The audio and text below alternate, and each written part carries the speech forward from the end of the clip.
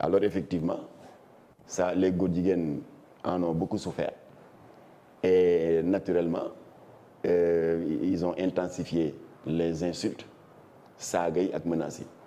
et tu me permets justement le dernier cas en date mooy góor ji punkalum góor jigéen boobu xeesal ba weex tàll nekk ci diaspora bi d'abord dugg sama page Facebook roñ fa tous les documents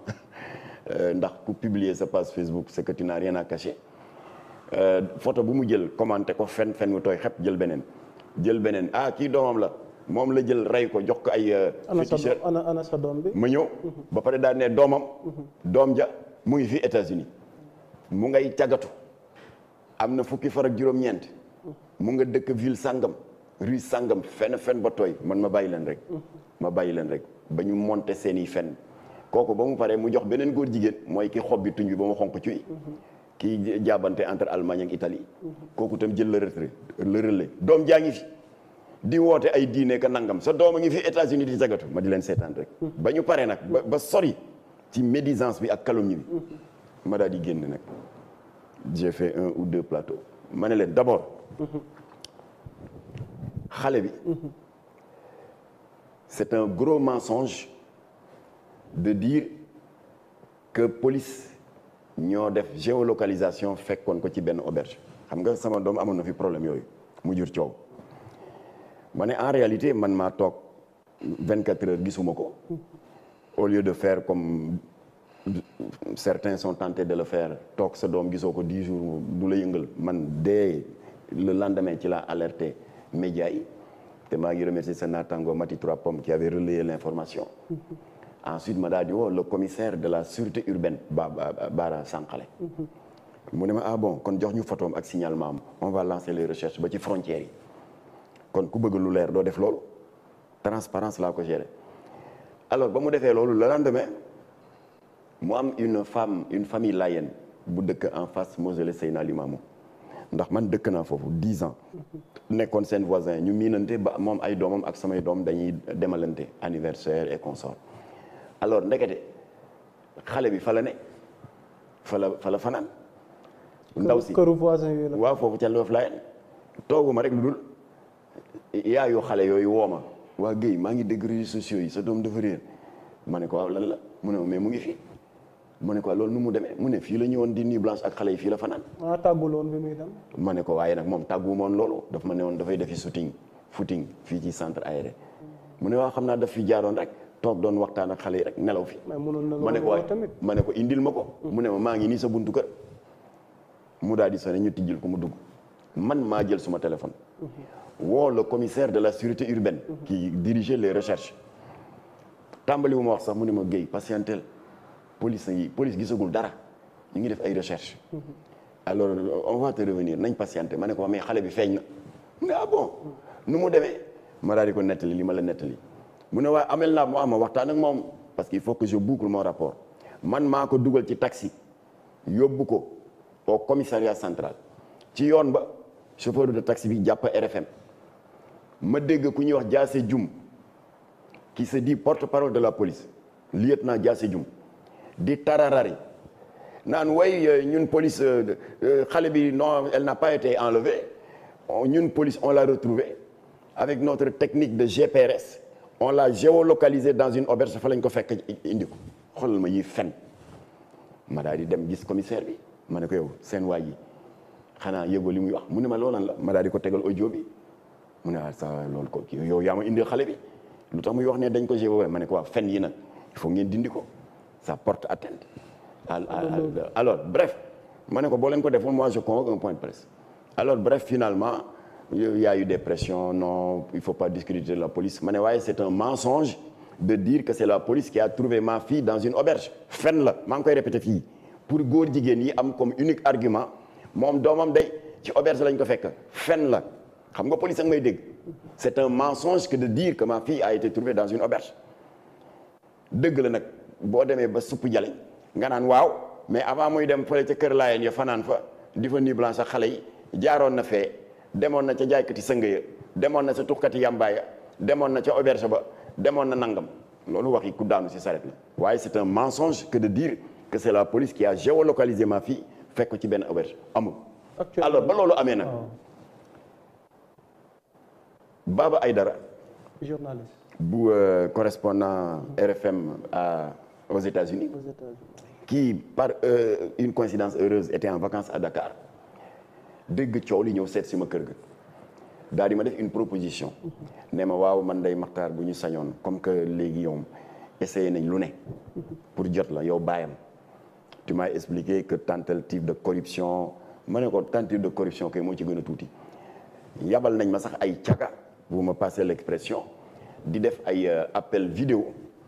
waaw kon jot nga yooyu yëpp jot naa ko ay caga yu la woo ay caga yu may woo pour piéger la jéem a piéger ñan ñoo def loolu ay caga rek ya anonyme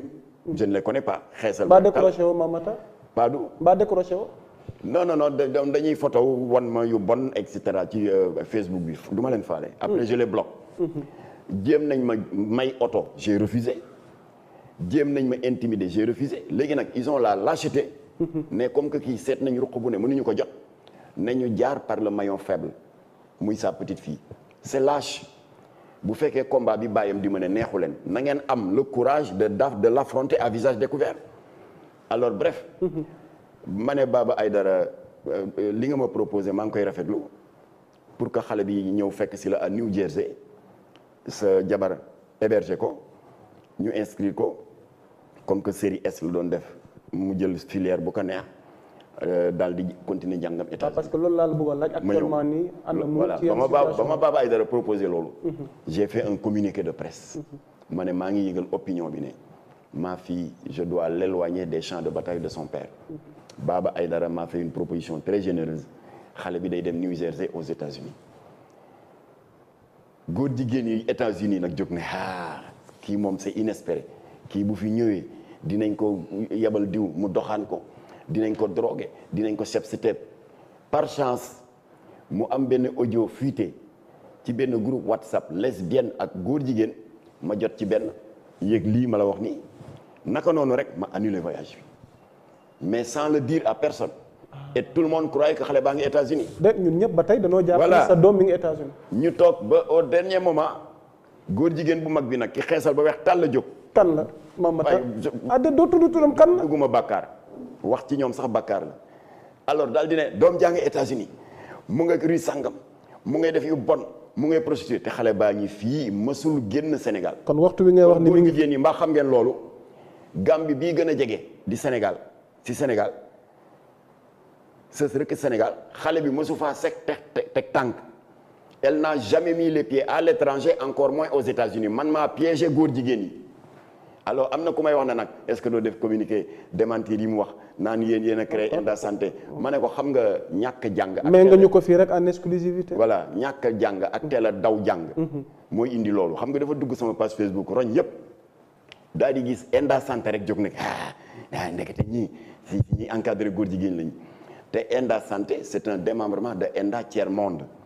Jamra daan na liggéey ak Enda Tiers Monde ci domaine yu bari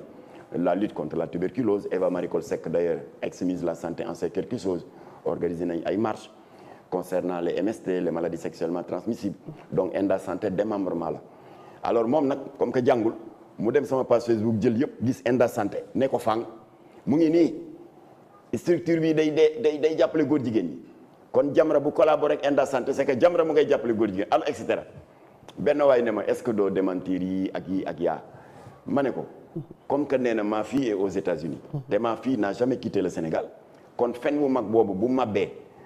mooy fen yu sew yi ko waroon yëpp dañuy ànd ak moom mabba kon nag jarul débat et ce serait d'ailleurs dégradant ñu naan Jamra amul dara lu mu def lu dul wàcc ci poto yi ci caniveau yi di paccax yi ci ndoxu fos yi naan mu ngay débat ak punkalu góor jigéen bu xeesal ba weex tàll naan sama doom ngay États-Unis te mosu faa dem comme que fen wu mag ba màbb na alors pour man le débat est clos. actuellement nii sa doom. xale baa ngi fi. état moral psychologique. elle a beaucoup ri. qu'est-ce qu'elle fait bi ko gars yi ne mu nga États-Unis ba muy xool réseaux sociaux yi day reetaan ba bëgg a dee. mi ngi génn mi ngi dox ay soxla. mu ngi dox yi soxla mu ngi jàng ci benn institut dont je ne voudrais pas citer le nom. Institut privé. mu ngi fay jàng. léegi nag elle doit suivre des cours de événementiel et de marketing. voilà mu ngi jàng fii jàngam tranquillement di dem ak ñëw bon actuellement ak mois de juillet bi ñu ngi ci vacances. waaye xam naa ñu ngi reprendre vers mi-octobre fin octobre. mësul teg tànk États-Unis ay fen la mësu police mësu ko géolocaliser dans une auberge ay fen la kon loolu leer na kon nag boo jigéen ñi comme que loolu rek ay seen argument chaque fois bu Jamra génne ci réseaux sociaux yi di porter plainte ñaari góor yooyu doon fóonante